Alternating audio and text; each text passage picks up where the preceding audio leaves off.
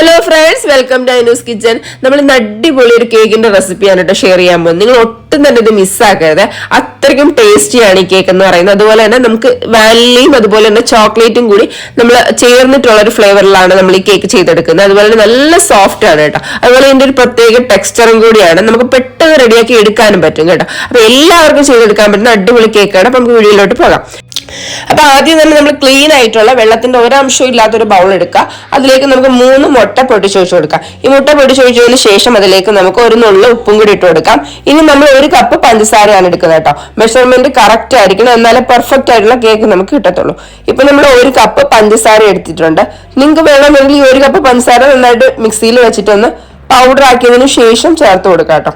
അപ്പൊ അങ്ങനെയാണെന്നുണ്ടെങ്കിൽ നമുക്ക് ഒട്ടും ഈ ഗ്രാനൂൾസ് മെൽറ്റ് ആവാതെ കിടക്കും എന്നുള്ള പേടിയൊന്നും വേണ്ട. ഇനി നമ്മൾ നന്നായിട്ട് തന്നെ ബീറ്റ് ചെയ്തെടുക്കുമ്പോൾ ഈ ഒരു പഞ്ചസാര ഫുള്ളായിട്ട് മെൽറ്റ് ആയി കിട്ടിക്കോളും. അപ്പൊ നമ്മൾ ബാക്കിയുള്ള പഞ്ചസാരകൾ ഇട്ട് കൊടുത്തിട്ടുണ്ട്. മൊത്തം പഞ്ചസാരയുടെ അളവെന്ന് പറയുന്നത് 1 കപ്പ് പഞ്ചസാരയാണ് കേട്ടോ. ഇനി ഈ ടൈമിൽ നമുക്ക് ഇതിലേക്ക് വാനില എസൻസ് കൂടി ചേർത്ത് കൊടുക്കാറുണ്ട് കേട്ടോ. അപ്പൊ മുട്ട പൊട്ടിച്ചൊഴിക്കുന്ന ടൈമിൽ തന്നെ നിങ്ങൾക്ക് വേണമെന്നുണ്ടെങ്കിൽ വാനില എസൻസ് കൂടെ ചേർത്ത് കൊടുക്കാം. ഞാനിപ്പോ കുറച്ചൊന്ന് ബീറ്റ് ചെയ്തിട്ടാണ് വാനില എസൻസ് ഇപ്പൊ ചേർത്ത് കൊടുക്കാൻ പോകുന്നത്. അപ്പം 1 ടീസ്പൂൺ ആണ് നമ്മൾ വാനില എസൻസ് ചേർത്ത് കൊടുക്കുന്നത്. വാനില എസൻസ് എന്ന് പറയുന്നത് നമ്മൾ ഒട്ടും മിസ്സാക്കരുത്. അതിന്റെ ഫ്ലേവർ, ആ ഒരു ഫ്ലേവർ നമുക്ക് കിട്ടണമെന്നുണ്ട്. ഉറപ്പായിട്ട് നമ്മൾ കേക്കിന് വാനില എസൻസ് ചേർത്തിരിക്കണം. നമ്മൾ എല്ലാ കേക്കിനും വാനില എസൻസ് ചേർക്കും.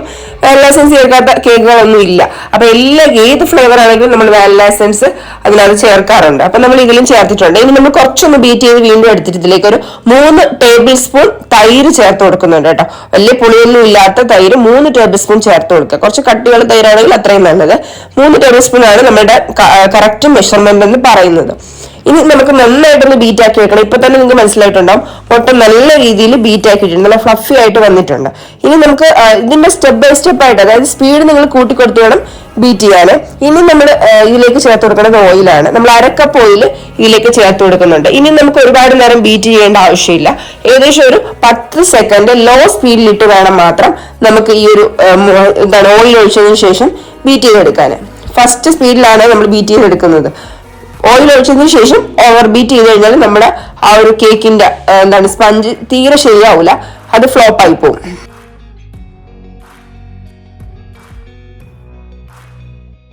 ഇപ്പൊ നമ്മൾ 10 മിനിറ്റ് ബീറ്റ് ചെയ്ത് എടുത്തിട്ടുണ്ട്. ഇനി നമുക്ക് ബീറ്റ് ചെയ്യേണ്ട ആവശ്യമില്ല. ഇനി നമ്മൾ ഇതിലേക്ക് ഡ്രൈ ഇൻഗ്രീഡിയൻസ് ആണ് ഇട്ട് കൊടുക്കുന്നത്. നമുക്ക് ഇതിലേക്ക് തന്നെ നേരിട്ടങ്ങ് അരിച്ച് ചേർത്ത് കൊടുക്കാം. ഞാനിപ്പോ 1/4 കപ്പ് മൈദ ഓൾറെഡി മെഷർ ചെയ്ത് വെച്ചിട്ടുള്ളതാണ് കേട്ടോ. അപ്പൊ അതൊന്നും നമുക്ക് അതിലേക്ക് ഇട്ട് കൊടുക്കാം. അതിലേക്ക് 1/4 ടീസ്പൂൺ ബേക്കിംഗ് പൗഡറും ചേർത്ത് കൊടുക്കുന്നുണ്ട്. 1/2 ടീസ്പൂൺ ബേക്കിംഗ് സോഡയും ചേർത്ത് കൊടുക്കുന്നുണ്ട് കേട്ടോ. അപ്പം മെഷർമെന്റ് നിങ്ങൾ കറക്റ്റ് ആയിട്ട് എടുക്കുക, എന്നാലും നമുക്ക് ആ ഒരു ടെക്സ്ചറിൽ കേക്ക് കിട്ടത്തുള്ളൂ. അപ്പൊ ഓൾറെഡി നമ്മൾ ഉപ്പ് ചേർത്ത് കൊടുത്തിട്ടുള്ളത് കൊണ്ട് ഇനി നമുക്ക് ഇവിടെ ചേർത്ത് കൊടുക്കേണ്ട ആവശ്യമില്ല. ഇനി നമുക്ക് നന്നായിട്ടൊന്ന് അരിച്ചെടുക്കാം കേട്ടോ. അരിച്ച് നമുക്ക് അതിലേക്ക് ഇട്ട് കൊടുക്കാം. അപ്പൊ ഇതിലെന്തെങ്കിലും മൈദയിലൊക്കെയുള്ള കട്ടയും കാര്യങ്ങളൊക്കെ പോയി കിട്ടും. ഇനി നമുക്ക് നല്ലതായിട്ട് സ്പാച്ചിൽ വെച്ച് വേണം മിക്സ് ചെയ്തെടുക്കാൻ. ഇനി നമുക്ക് ബീറ്ററിന്റെ ആവശ്യമില്ല. ഇനി നമ്മൾ എപ്പോഴും പറയുന്നത് പോലെ തന്നെ കട്ട് ആൻഡ് ഫോൾഡ് ആയിട്ട് തന്നെയാണ് നമ്മൾ കേക്കിന്റെ മിക്സ് മിക്സ് ചെയ്തെടുക്കേണ്ടത്. ഇനി നമ്മൾ ഇതിലേക്ക് 2 ടേബിൾ സ്പൂൺ പാലാണ് ചേർത്ത് കൊടുക്കുന്നത് കേട്ടോ. അപ്പൊ നിങ്ങൾ വിചാരിക്കുന്നത് നേരത്തെ ഇതേ കപ്പിലാണ് തൈര് ചേർത്ത് കൊടുത്തത്, 3 ടേബിൾ സ്പൂൺ എന്ന് പറഞ്ഞിട്ടുണ്ടായിരുന്നു. അത് 1 ടേബിൾ സ്പൂൺ എക്സ്ട്രാ ചേർത്ത് കൊടുത്തിട്ടുണ്ടായിരുന്നു. ഇപ്പൊ നമ്മൾ കറക്റ്റ് 2 ടേബിൾ സ്പൂൺ പാല് മാത്രമേ ചേർത്ത് കൊടുത്തിട്ടുള്ളൂ. നമ്മുടെ ബാറ്ററിന്റെ കൺസിസ്റ്റൻസി നിങ്ങൾക്ക് മനസ്സിലായിട്ടുണ്ടാവുമല്ലോ. അപ്പം നിങ്ങൾ ഒരിക്കലും സ്കിപ്പ് ചെയ്യരുത്. അതുപോലെ തന്നെ ഈ ഒരു മെഷർമെന്റിൽ തന്നെ കറക്റ്റ് എടുക്കുക. ഇപ്പൊ നമ്മൾ 1 ടീസ്പൂൺ വിനെഗറും കൂടി ചേർത്ത് കൊടുത്തിട്ടുണ്ട്. ഇനി നന്നായിട്ടൊന്ന് മിക്സ് ചെയ്തിട്ട് നമുക്ക് മാറ്റി വെക്കാം. നമ്മൾ ഇനി ഓവൻ പ്രീ ഹീറ്റ് ചെയ്യാനായിട്ട് വെക്കുകയാണ്. നമ്മളിപ്പോ ഓവനിലാണ് ചെയ്യുന്നത് കേട്ടോ. അത് ഞാൻ എപ്പോഴും പറയുന്നുണ്ടെങ്കിൽ ഗ്യാസ് സ്റ്റോപ്പിൽ ചെയ്യുന്നവർക്ക് നമുക്ക് ഏതെങ്കിലും ഒരു നല്ല വലിയ പാത്രം എടുക്കാം. അതൊന്ന് നന്നായിട്ട് ക്ലോസ് ആയിട്ട് അടയ്ക്കാൻ പറ്റുന്ന ഒരു അടപ്പം ഉണ്ടാവണം. അതിൽ എന്തെങ്കിലും ഒരു പാത്രമോ അല്ലെങ്കിൽ നമ്മൾ തിരികെയൊക്കെ ഉണ്ടാവുമല്ലോ, അതൊക്കെ വെച്ച് കഴിഞ്ഞിട്ട് നന്നായിട്ട് പ്രീ ഹീറ്റ് ചെയ്തതിനു ശേഷം നമുക്ക് ഗ്ലാസ് ടോപ്പിൽ തന്നെ ചെയ്തെടുക്കാൻ പറ്റും. അപ്പൊ ഇനി നമ്മൾ എടുക്കുന്നതെന്ന് വെച്ച് കഴിഞ്ഞാൽ കുറച്ച് ഡാർക്ക് കോമ്പൗണ്ട് ചോക്ലേറ്റ് ആണ്. ഇതിപ്പോ ഞാൻ ചെറിയൊരു പീസാണ് എടുത്തിട്ടുള്ളത് കേട്ടോ. ഇത് ഞാൻ മൈക്രോവേവിൽ വെച്ചൊന്ന് മെൽറ്റ് ചെയ്തെടുത്തിട്ടുണ്ട്. അപ്പൊ നിങ്ങൾക്ക് ഈ ഡാർക്ക് കോമ്പൗണ്ട് ഇല്ല എന്നുണ്ടെങ്കിൽ നിങ്ങൾക്ക് കൊക്കോ പൗഡർ അവൈലബിൾ ആണെന്നുണ്ടെങ്കിൽ കൊക്കോ പൗഡർ എടുത്തിട്ട് അതിലേക്ക് 2 ടേബിൾ സ്പൂൺ ഒന്നെങ്കിൽ പാല് അല്ലെങ്കിൽ ഒന്നുണ്ടെങ്കിൽ ചൂടുവെള്ളം ഇതോട് ചേർത്തിട്ട് നന്നായിട്ടൊന്ന് മിക്സ് ചെയ്തിട്ട് വെക്കാം. ഞാനിപ്പോ പാലാണ് ഈ ഒരു ചോക്ലേറ്റിലേക്ക് ചേർത്ത് കൊടുക്കുന്നത് കേട്ടോ. നമുക്കപ്പോ ഒരു സ്പഞ്ചിനകത്ത് ഒരു ഡാർക്ക് ചോക്ലേറ്റ് ഫ്ലേവർ കൂടെ വരാൻ വേണ്ടിയിട്ടാണ് നമ്മൾ ഇങ്ങനെ ചെയ്യുന്നത്. അപ്പം ഇത് കണ്ട് ഞാൻ ഈ ഒരു പീസ് ചോക്ലേറ്റ് മെൽറ്റ് ചെയ്ത് ഇതിലേക്ക് പാല് ചേർത്ത് നന്നായിട്ട് മിക്സ് ആക്കി എടുത്തിട്ടുണ്ട്.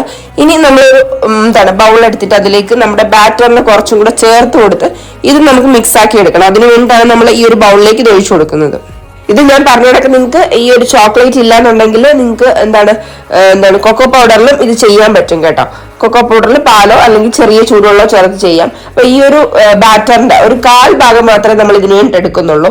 ഇനി ഇത് നന്നായിട്ടൊന്ന് മിക്സ് ചെയ്ത് മാറ്റി വെക്കാം. നമ്മൾ നേരത്തെ പറഞ്ഞതുപോലെ നമ്മുടെ കേക്കിന്റെ ബാറ്ററിന് നമ്മൾ വെറുതെ കുത്തി അടയ്ക്കരുത്. നമ്മൾ കട്ട് ആൻഡ് ഫോൾഡിൽ തന്നെ ഇതും നമ്മൾ മിക്സ് ആക്കി എടുക്കണം.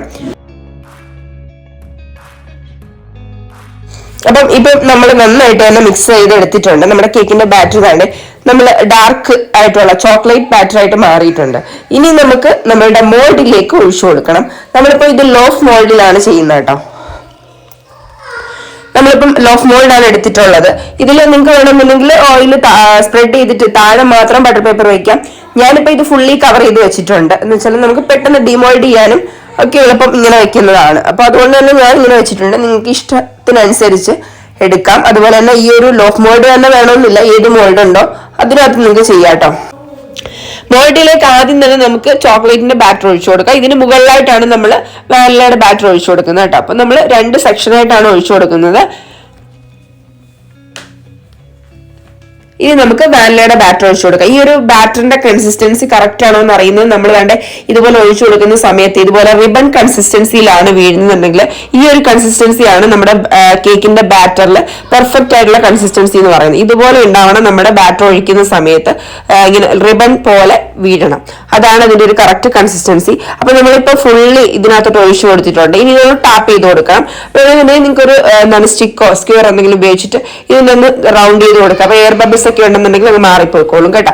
ഇനി നമുക്ക് ഇതിന് മുകളിലോട്ട് കുറച്ച് ചോക്കോ ചിപ്സ് ഇട്ട് കൊടുക്കുന്നുണ്ട്. നിങ്ങൾ ഉണ്ടെങ്കിൽ മാത്രം ഇട്ട് കൊടുത്താൽ മതി. കാരണം ഇതെന്തായാലും ഓൾറെഡി ഇത് ബേക്ക് ആകുമ്പോഴത്തേനും ഇതിനുള്ളിലോട്ട് തന്നെ പോകും കേട്ടോ. എന്നാലും ഇത് ടേസ്റ്റിയാണ്. ഇടയ്ക്കിടയ്ക്ക് നമുക്ക് ഒരു ചോക്കോ ചിപ്സ് മെൽറ്റായി ആ ഒരു കേക്കിൽ ഇതാവുമല്ലോ. അപ്പൊ അതിന്റെ ഒരു ടേസ്റ്റ് വേണം. അതുകൊണ്ടാണ് ഈ ചേർത്ത് കൊടുക്കുന്നത്. അപ്പൊ ഒട്ടും നിർബന്ധമുള്ള കാര്യമല്ല. ഇനി നമുക്ക് ഓവൻ പ്രീഹീറ്റ് ചെയ്ത ഓവനിലേക്ക് വെച്ച് കൊടുക്കാം. അപ്പൊ നേരത്തെ ഞാൻ പ്രീഹീറ്റ് ചെയ്യേണ്ട ടൈം നേരത്തെ നിങ്ങൾ പറയാൻ വിട്ടുപോയിട്ടുണ്ടായിരുന്നു. 180 ഡിഗ്രി സെൽഷ്യസിൽ 10 മിനിറ്റ് പ്രീഹീറ്റ് ചെയ്ത ഓവനിലേക്കാണ് നമ്മൾ വെച്ചു കൊടുക്കേണ്ടത്. ഇപ്പൊ നമ്മൾ 180 ഡിഗ്രി സെൽഷ്യസിലേക്ക് ഏകദേശം ഒരു 40-45 മിനിറ്റോളം വെച്ചു കൊടുക്കുന്നുണ്ട്. അതുപോലെ തന്നെ ബേക്കിംഗ് മോഡിലായിരിക്കണം നമ്മുടെ ഓവനിലുള്ളത്. പിന്നെ നമ്മൾ ഗ്യാസ് സ്റ്റോപ്പിൽ വെച്ച് ചെയ്യുന്നവർക്ക് ഏകദേശം ഒരു 50 മിനിറ്റ് 45 മിനിറ്റ് ഒക്കെ ആവാനുള്ള സാധ്യതയുണ്ട് കേട്ടോ. അപ്പൊ എന്തായാലും നിങ്ങൾ ഇടയ്ക്കിടയ്ക്ക് തുറന്നു നോക്കരുത്. തുറന്നു നോക്കാതെ നന്നായിട്ട് ബേക്കായി എന്ന് ഉറപ്പായതിനു ശേഷം ഒരു സ്റ്റിക്ക് കൊണ്ടൊന്ന് കുത്തി നോക്കുക. സ്റ്റിക്കിൽ ഒട്ടിപ്പിടിക്കുന്നില്ല എന്നുണ്ടെങ്കിൽ ഉറപ്പായിട്ട് നമ്മുടെ കേക്ക് ബേക്ക് ആയിട്ടുണ്ട്. ഇനി നമുക്കതിന് പുറത്തേക്ക് എടുക്കാം.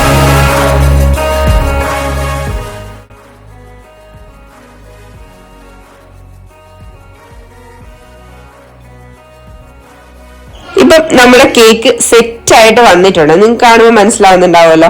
നല്ല അടിപൊളിയായിട്ട് നമ്മുടെ കേക്ക് വന്നിട്ടുണ്ട്. ഇനി നമുക്ക് ഇതിനെ ഡിമോൾഡ് ചെയ്താലേ ഇത് എങ്ങനെയായിട്ടുണ്ടാവും എന്ന് മനസ്സിലാവുള്ളൂ. അപ്പൊ നമുക്കിനി ഇതിനെ ഒന്ന് ഡിമോൾഡ് ചെയ്തെടുക്കണം.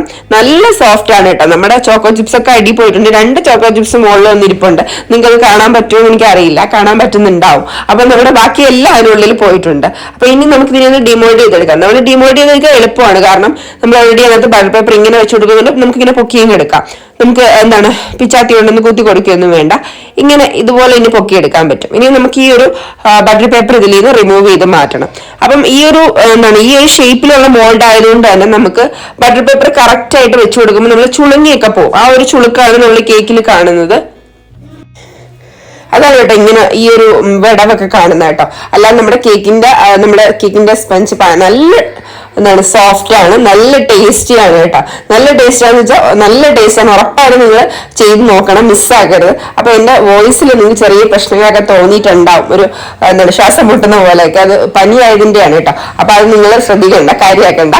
ഡിസ്റ്റർബ് ആയെങ്കിൽ സോറി കേട്ടോ. അപ്പം എന്തായാലും നമ്മുടെ ഈ ഒരു കേക്ക് നിങ്ങൾ എല്ലാവരും ട്രൈ ചെയ്ത് നോക്കുക. നിങ്ങൾക്ക് ഇത് കാണുമ്പോൾ മനസ്സിലാവുന്നുണ്ടാവുമല്ലോ. നല്ല ടേസ്റ്റിയുള്ള കേക്കാണ്. അതുപോലെ നമുക്ക് എല്ലാവർക്കും ചെയ്തെടുക്കാം. വളരെ സിമ്പിൾ ആണ്.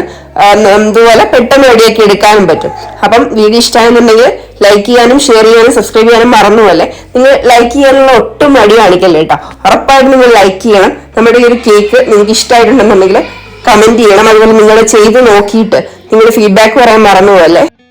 നമുക്കിപ്പോ വീട്ടിൽ ആരെങ്കിലും വിരുന്നുകാരൊക്കെ വരുമ്പോഴോ അല്ലെന്നുണ്ടെങ്കിൽ കുട്ടികൾക്ക് ചായക്ക് കൊടുക്കാനോ സ്നാക്സ് ആയിട്ട് കൊടുത്തുവിടാനോ ഒക്കെ നമുക്ക് പെട്ടെന്ന് റെഡിയാക്കി എടുക്കാൻ പറ്റും. അതുപോലെ തന്നെ നല്ല സോഫ്റ്റ് ആണ്, നിങ്ങൾക്ക് നല്ല മോയിസ്റ്റ് ആയിട്ടുള്ള നല്ല സോഫ്റ്റ് ആയിട്ടുള്ള അടിപൊളി കേക്കാണ് കേട്ടോ. അപ്പൊ എല്ലാവരും ട്രൈ ചെയ്ത് നോക്കണം, ഒരാൾ പോലും മിസ്സാക്കരുത്.